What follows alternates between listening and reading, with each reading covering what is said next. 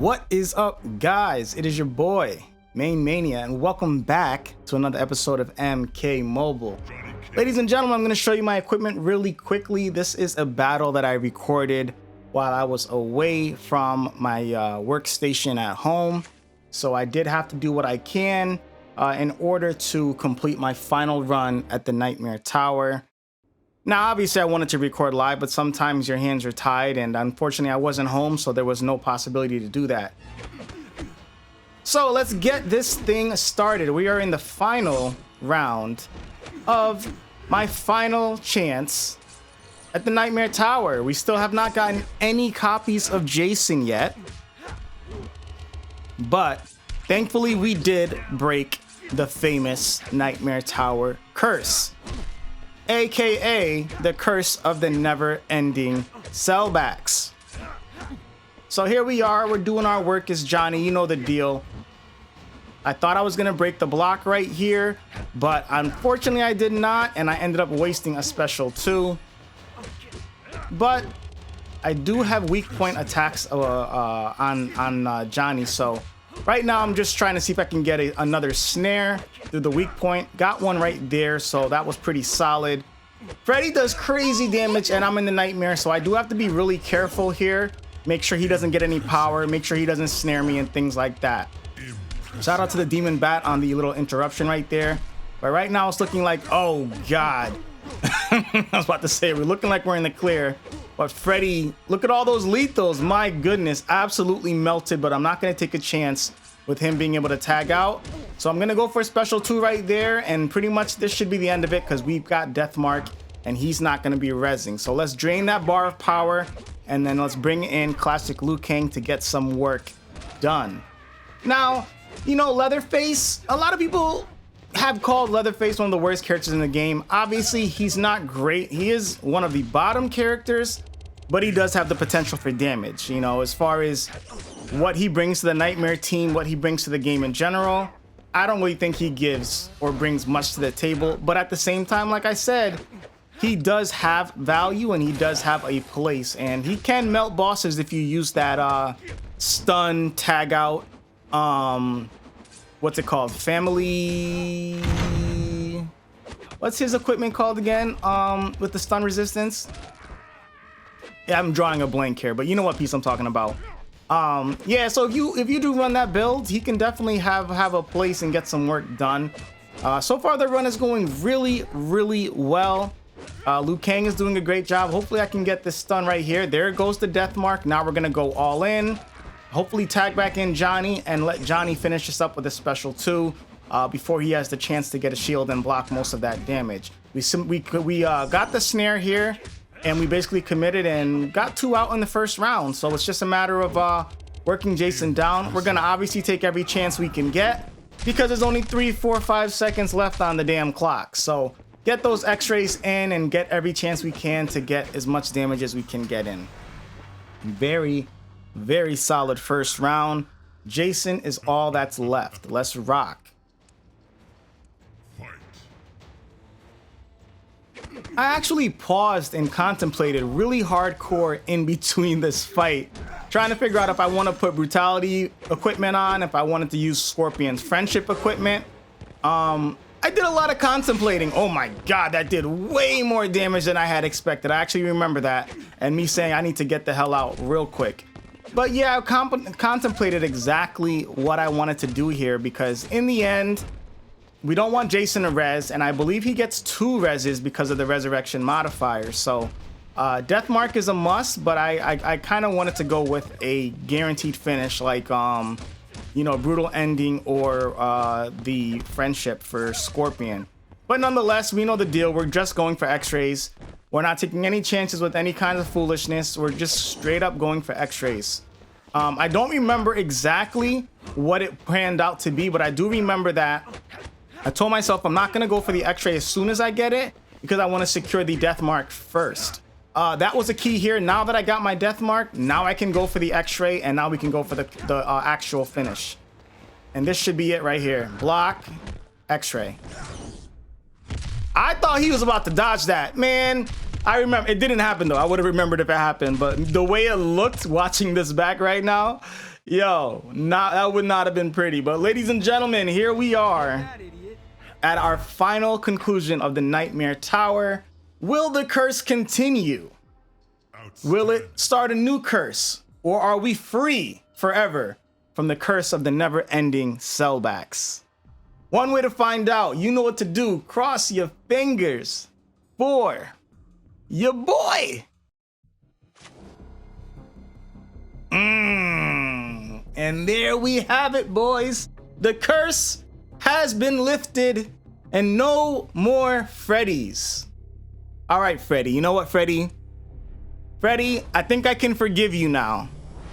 I think I can forgive you and start using you in boss fights again. All right?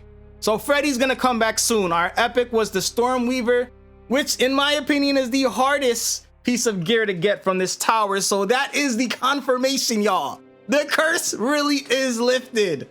We got the best epic in the tower. This piece, it's almost like it doesn't even exist. Like, it's so damn hard to get this piece, it's not even funny. I don't know why it's like that, but I feel like we only have like a 5% chance to get this damn piece. But finally got some good rewards from the Nightmare Tower. I'm not gonna miss it, and I know most of you guys don't miss it either.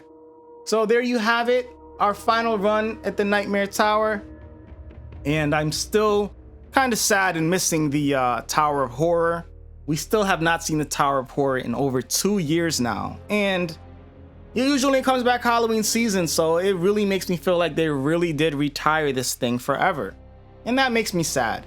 It really makes me sad, you know. That was gonna be the first tower that I ended up buying an equipment pack for, like a tower gear pack for in this game. It was supposed to be the first tower, and it never came back. And you know, it just sucks when these towers come. They bring really strong OP equipment, and then there's no other way to get that equipment ever. That's not, there's gotta be something to remedy that, guys. You can't tell me, you cannot tell me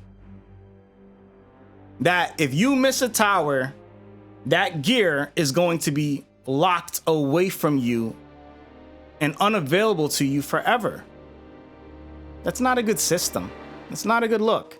So I'm really hoping they address that in a future update and maybe come out with, you know, I mentioned it before. You know, I had an idea that I shared before for a 1 million coins pack. Make a pack cost 1 million coins, and it has all the tower gear from every tower ever. Keep the same odds as the current tower gear, where it's like, what is it? Like a 15% chance for an epic, and then X amount of chance for this, X amount of chance for that. Keep those odds as they are, and make it cost like 500,000 to 1 million coins. You know what I mean? That's a lot. You can make it for souls as well. You can make it a 400 soul pack if you want, but at the end of the day, I just feel like that would give coins some kind of utility once you've already exhausted all the coins. So once again, it's just disheartening to know that if you weren't playing this game at a certain time, there is equipment that you will never be able to get. Never. And the fact that, in my opinion, one of the strongest and most dangerous pieces of gear in this game, if not the strongest piece of gear in this game, is locked behind that tower, it just doesn't feel good, you know? And being a free-to-play player for so damn long, seeing that tower 2 times, never buying any tower packs, and never getting lucky from my wins in the damn tower, I didn't really get any epics from that damn tower. I barely got rares from that tower. You know what I mean? Like, those gears were pretty much only locked behind paywall. Your odds of getting tower drops back then were so freaking low. You'd be lucky if you got 1 rare or 1 epic drop pretty much the entire run of the tower back then. System's a lot better now with the drops, even though when they repeat towers, the drops are freaking horrible. But the system's a lot better now. Back then, drops were very stinking rare. And you know, I do take a little bit of the blame myself, because back then I didn't refresh towers either.